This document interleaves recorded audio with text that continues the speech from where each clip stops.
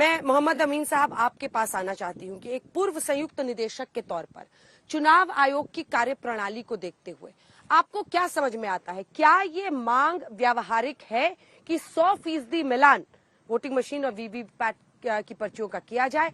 दूसरा, ईवीएम की गड़बड़ी के आरोप में अपने अनुभव से क्या आप गड़बड़ी और हाईजैकिंग की गुंजाइश देखते हैं? दो क्लियर प्रश्न है मेरे, दोनों का जवाब।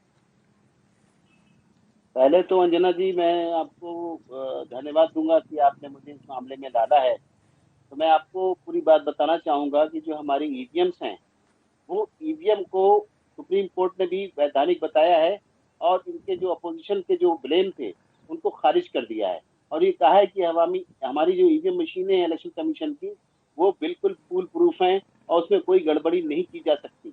जहां तक सवाल है, आपको याद होगा पुराना किस्सा कि जब दिल्ली प्रदेश के चुनाव हुए थे, उसके बाद किसी ने कहा था, मैं नाम नहीं लूंगा, चुनाव चल रहा है, किसी ने कहा था अपनी विधानसभा में जाके कि ये जो है हैक की जा सकती है।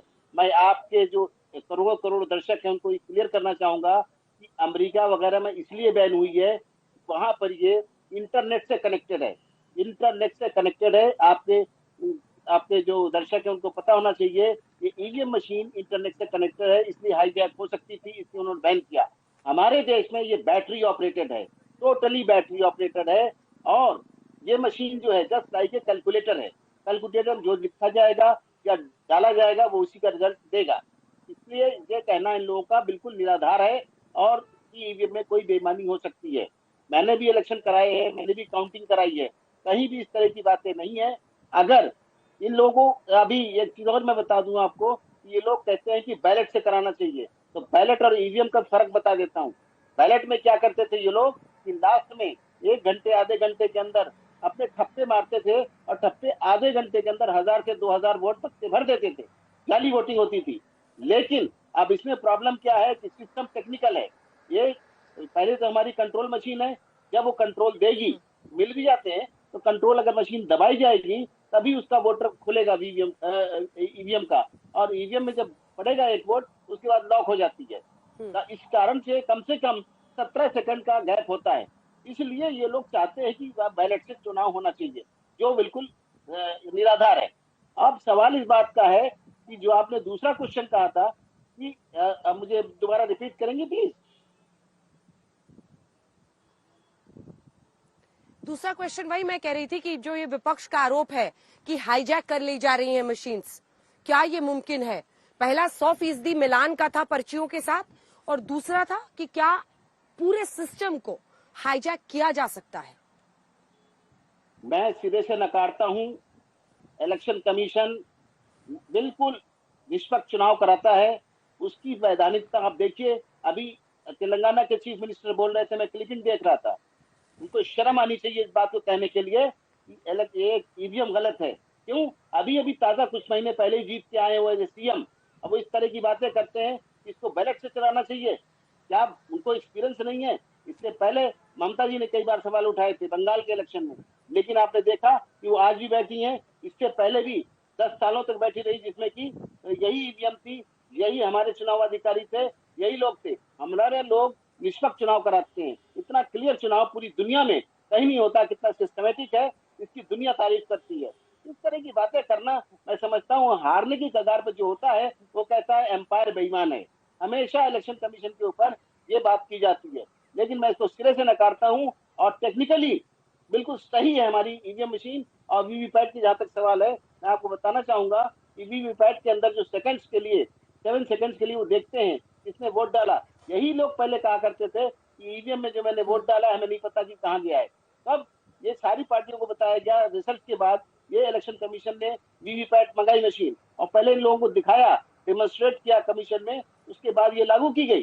उसके बाद इस तरह की बातें करते हैं। फिर बात आई कि हमने काउंटिंग की बात है। प्रॉब्लम क्या होती थी कि पहले बैलेट बक्से चले जाते थे इलेक्शन पिटीशन में, कोर्ट में सालों साल चलता था मुकदमा। उसके बाद हमारे यहाँ की मशीनें जाने लगी। हमारे बात तो खुशी होगी दुनिया में कि हम लोग जो है आसपास के देशों में ये वीवीपैट और ईवीएम हम सप्लाई भी करते हैं उनके चुनाव में। बहुत बड़ी बात है। तो उनको अगर सही नहीं हो तो वो लोग विदेशी कैसे लेंगे? ठीक है, सवाल इस बात ठीक का है, है। और जहां ठीक है। तक पर्चियों का सवाल है, अब मैं एक सेकेंड राउंड लौटूंगी आपके पास, एक सेकेंड राउंड लौटूंगी। Just hold your thoughts. आप जो सोच रहे हो उसको एक सेकंड अब थोड़ा सा विराम दीजिए। जो अन्य राजनीतिक मेहमान है उसके पास आपकी बात लेकर जाती हूँ, मैं लौटूंगी आपके पास। प्रेम शुक्ला जी, आज सत्ताधारी पार्टी नहीं, आज सुरेंद्र राजपूत जी के पास पहले जाती हूँ, क्योंकि सुरेंद्र राजपूत जी आपकी पार्टी मुखर होकर सबकी हमने बात सुना दी है, सब एक के बाद एक कह रहे हैं अगर ईवीएम ठीक रहा तो ये 150 180 पर रुक जाएंगे। अब ये फॉर्मर डायरेक्टर हैं, पूर्व निदेशक हैं इलेक्शन कमीशन के, वो सीधा कह रहे हैं कि अंपायर को दोष देना बंद कीजिए। अच्छा खेल नहीं खेल रहे हैं तो हार को ठीक से स्वीकार करना पड़ेगा। अगर अच्छा खेलेंगे, जीतेंगे, तो अंपायर आपको गलत बात नहीं कहेगा। अब ऐसे में उनकी बात तो दो टूक स्पष्ट उन्होंने कह दी है। वो सीधा कह रहे हैं कि चुनाव आयोग ईवीएम पर सवाल उठाना गलत है। ये पश्चिमी देशों की तरह जो इंटरकनेक्टेड यूएस में था वैसा नहीं है। बैटरी ऑपरेटेड सिंगल ईवीएम से जो किसी नेटवर्क से कनेक्टेड नहीं है, हाईजैक करना पॉसिबल ही नहीं है। उसकी विश्वसनीयता पर सवाल उठाकर क्या आप लोग लोकतंत्र पर सबसे बड़ा कुठाराघात नहीं कर रहे हैं? सुरेंद्र जी। बहुत शुक्रिया अंजना। सबसे पहले मैं इनसे संयुक्त निदेशक जो अमीन साहब है, इनको ज्यादा कुछ नहीं कहूंगा, बस सिर्फ एक शेर में इनको कह देता हूं कि लश्कर भी तुम्हारा है, सरदार तुम्हारा है, तुम झूठ को सच लिख दो, ये अखबार तुम्हारा है। और इस दौर के फरियादी जाएं तो कहां जाएं, सरकार तुम्हारी है, दरबार तुम्हारा है। अमीन साहब, इससे ज्यादा के लायक आप नहीं हैं, क्योंकि जो भाषा आपने इस्तेमाल की वो अपने आप में क्षमा के योग्य नहीं है पॉलिटिकल पार्टीज के लिए। आप तो एक न्यूट्रल एम्पायर की तरीके से बात करिए, बीच में मत बोलिए। जस्ट शट योर माउथ, बीच में मत बोलिए प्लीज। डोंट वरी, आप मुझे इस तरह की ऐसे नहीं सुरेंद्र राजपूत जी, जस्ट प्लीज आप ऐसे मत बात। अंजना जी, अमीन साहब रुक जाइए, शो में ऐसी बदतमीजी अमीन साहब रुक जाइए, मैं आपको फिर से मौका दूंगी बोलने का। एक साथ नहीं अमीन साहब, आप एक बार रुक जाएं, एक बार वो बात अपनी कह लें। और सुरेंद्र जी, ऐसी भाषा ना इस्तेमाल करें, शट योर माउथ, ये अच्छा नहीं लगता है। आप भी इतने रिस्पेक्टेबल स्पोक्स पर्सन है, प्लीज ऐसा अटैक मत कीजिए। उन्होंने अपनी बात कही है, ऐसा आप लोग क्यों हावी हो जाते हैं एक दूसरे पर? आप अपनी बात कहिए ना। नहीं, हम नहीं, आप अपना पक्ष रखिए, बीच में मत बोलिएगा अमीन साहब। प्रॉब्लम यहाँ, हाँ, अगर कोई बीच में नहीं बोलेगा तो हमने उनको जवाब दे दिया था 2 लाइनों में। 3 बातें बड़ी महत्वपूर्ण हैं। नंबर 1, पहली चीज तो हम बात करते हैं बैटरी ऑपरेटेड ईवीएम है। मैं बहुत टेक्निकल बात नहीं करना चाहता, हम लोग लेमैन हैं। बैटरी ऑपरेटेड ईवीएम्स हैं और कहीं हजारों ईवीएम्स में यह सूचना आती है कि 8-8 घंटे और 12-12 घंटे की ऑपरेशन के बाद ईवीएम 99% बैटरी बची हुई है। यह कहीं ना कहीं विश्वसनीयता पे प्रश्न खड़ा करती है, नंबर 1।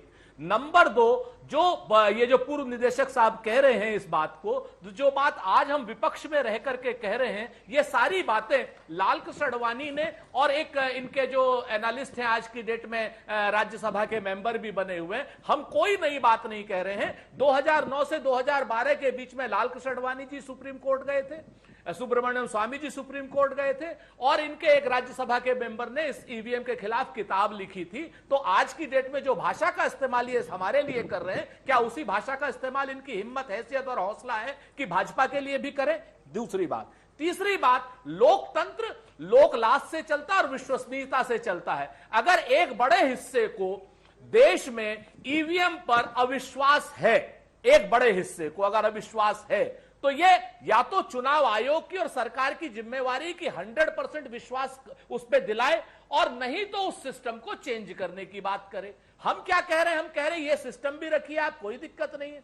100% वीवीपैट की पर्चियां आप मिलान कर दीजिए, हमें कोई आपत्ति नहीं है। अगर आप 100% वीवीपैट की पर्चियां मिलान करते, पहले आप 2% कर रहे थे, अब आप कहते हैं हम 5% कर देंगे, क्या मतलब है? हम तो कहते हैं कि आप ईवीएम रखिए और 100% वीवीपैट की पर्चियां आप मैच कर लीजिए, कौन सी दिक्कत है? अगर कहीं कोई दिक्कत आती है आपस में तो जो पर्चियों की मिलान है वो ओके मानी जाए। इस बात को हम कहां से हम देशद्रोही हो जा रहे हैं और कहां से हम अपनी हार का बहाना खोज रहे हैं। रही बात जीत की और हार की, तो एक चीज जान लीजिए, ये जनता है। आप अगर ये मशीन को जंप भी कराते हैं, 5 बार मशीन, केरल में आज अखबार मनोरमा रिपोर्ट कर रहा है कि 5 बार बटन दबा रहे हैं और 7 वोट जो है कमल के फूल पर पड़ रहे हैं। अगर ये जब कमियां हैं, ये कमियां जब सामने आती हैं, तो इस कमियों को सही करने की जगह अगर इलेक्शन कमीशन के अधिकारी भारतीय जनता पार्टी के भोंपू बन जाएंगे तो निश्चित तौर पर सवाल उठेंगे।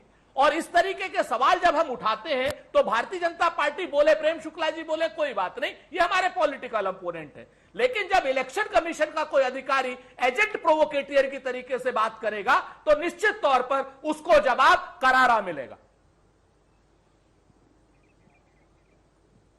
ठीक है, आप इस पर जवाब दे सकते हैं मोहम्मद अमीन साहब। वो कह रहे हैं कि पॉलिटिकल पार्टीज के खिलाफ एक अगर न्यूट्रल अंपायर है तो उसको नहीं बोलना चाहिए, ये वो कह रहे हैं। आप छोटा सा जवाब दे दीजिए क्योंकि आप पर पर्सनली उन्होंने कहा है, फिर मैं प्रेम शुक्ला जी के पास जाऊंगी। इनको ये पता होना चाहिए जब कांग्रेस गवर्नमेंट थी उस वक्त ये ईवीएम लागू की गई है। याद होगा आपको, अगर समय और दिन याद हो तो आपको पता होगा। उस वक्त अपोजिशन में बीजेपी थी, उसने पॉइंट उठाया, क्यों नहीं बंद कर दिया था आपने उस टाइम? बंद कर सकते थे, आप सरकार में थे, क्यों चलने दिया आपने ईवीएम को? आपको जानकारी नहीं है अमीन साहब, Bharatiya Janata party supreme court में गई थी। जरा आंख कान खोल करके पढ़ करके आया कीजिए। भारतीय जनता पार्टी के एजेंट के रूप में बात मत जो आप बीजेपी पे उठा रहे हैं, मैं किसी का एजेंट नहीं हूँ। ठीक है। अब राजपूत जी, अब जब वो बोल रहे हैं तो आप बीच में ना बोले, 100% चुप हो गए। अब उनकी बारी है, उनको जवाब देने दीजिए। उनको नहीं, एक सेकंड। आप एक आदमी को ऐसे बुलडोज करेंगे, आप उन पर पर्सनल एक्यूजेशन लगाएंगे, उनको अपना पक्ष रखने दीजिए। पार्टियों पर जो आपने कहा है वही मैं उनसे पूछ रही हूँ कि पॉलिटिकल पार्टीज के अगेंस्ट एक न्यूट्रल अंपायर को नहीं बोलना चाहिए। अब जवाब दीजिए इसका अमीन साहब। अंजना जी, यही वजह है, यही कारण है इन लोगों का जो मिसबिहेव करते हैं अधिकारियों से या किसी से, उसका नतीजा इनके सामने है। जनता का इन्होंने कुछ ख्याल ही रखा, कुछ काम नहीं किया, आज इनको वोट नहीं मिल रहा है, पीछे परेशान है। तो मैं कुछ नहीं कहूंगा, परेशान है, हो सकता है परेशानी हो, असले से काम नहीं चलेगा। 4 जून को पता चलेगा कि क्या निकला है ईवीएम से, कितने वोट मिले। थैंक यू फॉर आपका मुझे इज्जत देने के लिए, thank you very much Surendra Rajput.